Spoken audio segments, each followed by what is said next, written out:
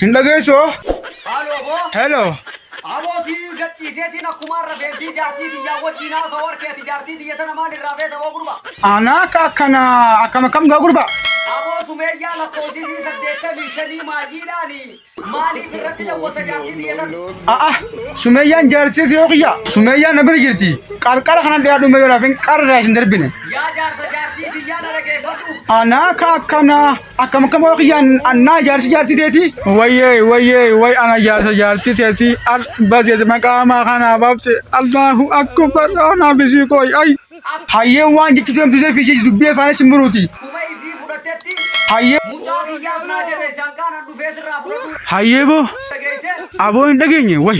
Siituu dhiiraati mee irra birbiri dubbisa kimmoo qarqaruma kana qottu sumaatu rarraafatee deemaa waa rarraafatan sanii naafisiitiiti yoo si garsiisuu baadhan baantooti. Dhageeffatu jaartii. Akkana si godhaa booti gumee gaasitti maal hin dhageenye tana keessaanis ka dubbii keessaati hin dhageenyeniiti wayi.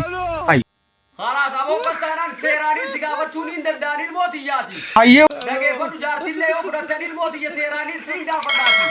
Kofoosaniis naa dachaasi shaantaa kiyya keessa naa kaayi. Kana akkana yoo nama kaaseen nama dhaabaati. Hayyee. Mucaa kiyyaas dhufeetiin sirraa fudhadha. Sawwaa gaariitti ergadha. Hayyee. Meeshaa kiyya jaayisa naa godhiiti.